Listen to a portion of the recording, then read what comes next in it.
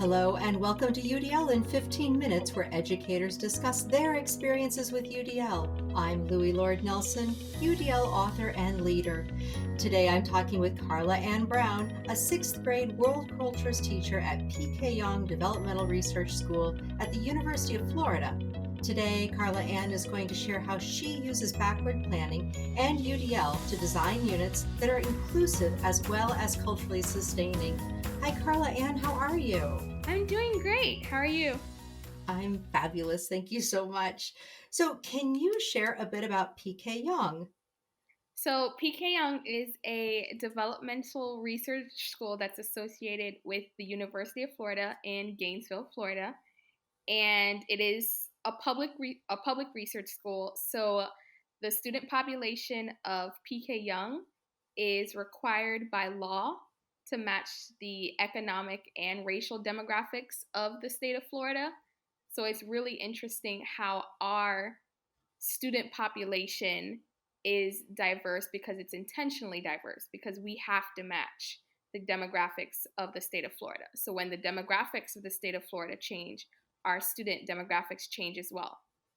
And based on the status of a research school of choice with an application process tied to a lottery system and legislative requirements, our students come from over 30 surrounding cities and towns in Florida. And so it's really interesting that we're not a neighborhood school and our students are coming from all over the county. That is amazing. So, do you guys do buses? Do parents drive? Is it a mix? We do not have a bus system, so our parents, when they're applying to their students, they're applying with the knowledge that they are required to provide transportation to their students to and from school. Okay. So, it's a lottery system. How do parents get to know about PK Young to even put their child's name into the lottery? I'm not a parent, but I've heard that it is broadcasted. So we have like open houses in the summertime for kindergarten, 6th grade, and 9th grade. Those are the 3 grades where we accept students. So if a student leaves during the school year or in one of those other sub years, then they will fill that spot. But our 3 major years are kindergarten, 6th grade, and 9th grade year, where we accept the most number of students. And so it's publicized in the county as well as throughout the state because of our attachment to the University of Florida. Okay, that's really interesting. So, go ahead and tell us about your teaching background. So I graduated. I'm a South Florida girl, so I came to Gainesville in 2008. And I graduated from the University of Florida College of Education Pro Teach program, which was a 5-year program where I graduated with my master's.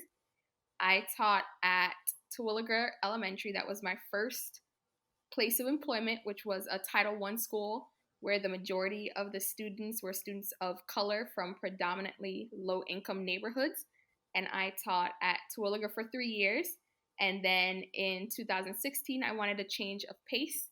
So I applied for a position at PK Young, and I got accepted to teach 6th grade world cultures. And I've been in that position. This is my 4th year as the world cultures teacher for 6th graders.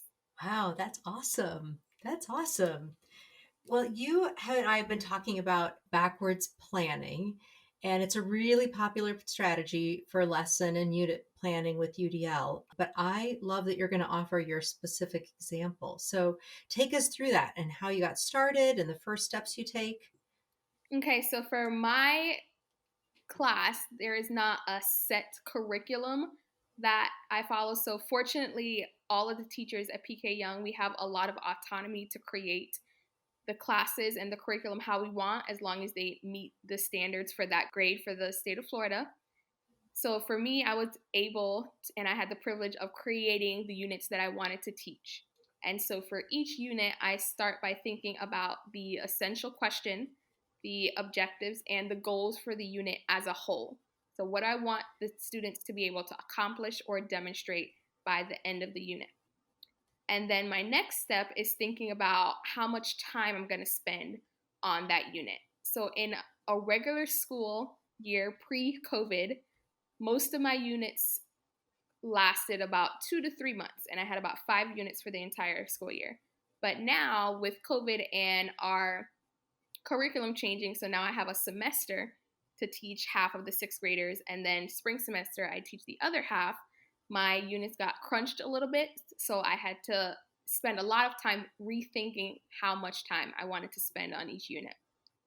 And then after I map the time out, I then think about the individual lessons and investigations that the students are going to be engaged in. And then the last thing, I craft each lesson thinking about the goals of that lesson, what the students are going to get engaged in, and how I can make sure to provide access at all various stages of learning in that lesson. So thinking about the 3 parts of UDL, so with engagement, I think about how do I want to recruit the interest and sustain the interest of my students while making sure to provide information from diverse perspectives through representation. And then with action and expression, I try to ensure that student voice is present, especially in a history class. And I try to offer as many diverse modes of assessment and understanding, whether it's completing a project, writing a short response or an essay, creating some kind of visual or creative presentation to share their understanding, etc. So, how did you blend these? Did you learn about backward planning first? Did you learn about UDL first? How did you come about merging these two things? So I learned about backwards planning first. I think that's always been the way that I've created my units because of my type A personality. I try to see and map out the big picture and then go smaller picture. And then once I started at PK, I started research and diving into my passion of culturally sustaining pedagogy. And in one of my classes, I had the opportunity to work with a co-teacher of mine, Blake Beckett, and her interest and passion was UDL. And so as we were looking over our assignments, because we were peer editing buddies, we started seeing so many similarities and so many ties between UDL and CSP. And we started understanding the fact that you can't really achieve one without the other. And so I think through my papers, through my research, I was able to work on my craft of ensuring that my classroom was as equitable as possible, as well as accessible for all students. Nice. And I totally agree with you. One needs the other, the culturally sustaining pedagogy and universal design for learning. They both pair so beautifully. Absolutely. Yeah, so I want to chat about that just a little bit more. So you were talking about how you use the principle of representation to bring in the examples and obviously the representations of, but I'm assuming you also think about those things even within engagement, because I'm thinking about how different individuals, different cultures, when we think about like self-regulation, it's different for different families, for different cultures. And how do you tap into that? How do you bring that into your classroom? Mm-hmm. So oftentimes I've found with history, it's almost always provided from the perspective of the dominant group member, whether it's gender, whether it's race, religion, etc. So with my curriculum, I tried really hard to frame learning by offering resources to the students that valued the perspectives of individuals who are more often silenced or forgotten in history. And through that, I found that it takes a lot more time finding resources from these perspectives compared to the dominant perspectives in society, especially with history curriculum. So, in order to achieve what I wanted to achieve and find the resources that I wanted, I had to rely on articles, video and audio clips, and other resources like pictures, newspapers. And I was even able to incorporate some of the background and experience of my families. So, for example, we had a project where, as the culminating project, it was a unit on immigrant and the immigrant experience. I had the students interview immigrants. And so I had to find about 50 immigrants because I wanted my kids in as small a group as possible. 50 immigrants in our area that would be willing to share their story with my students.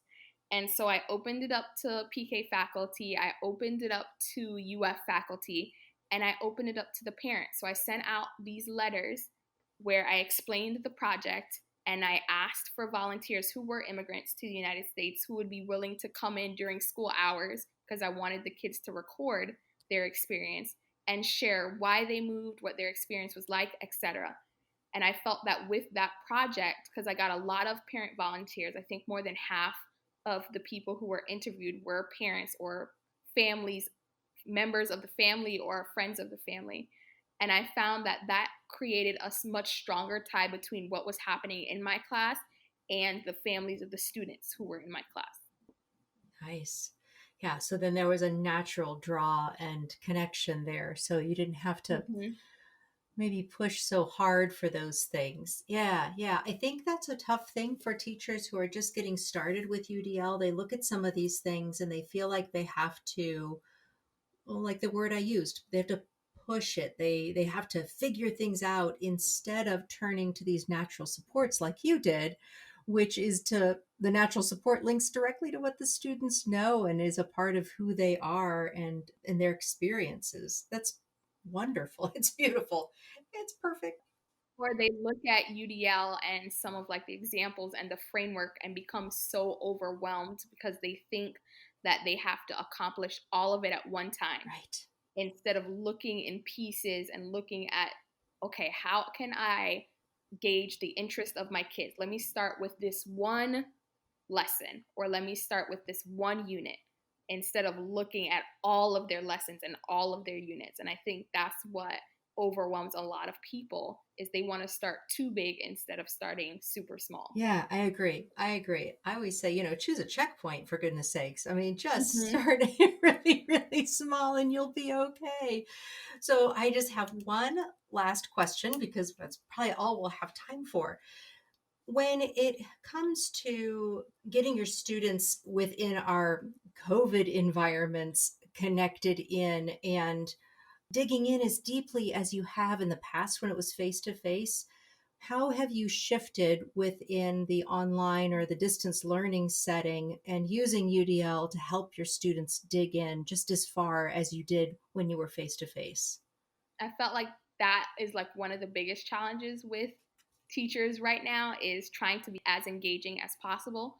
So I found that I'm relying less on heavy reading because when we were in person, then we would read it together, dive in together. But now I'm relying more on audio clips or video clips. And so they might watch that on their own during their independent time on the days that we're not Zooming.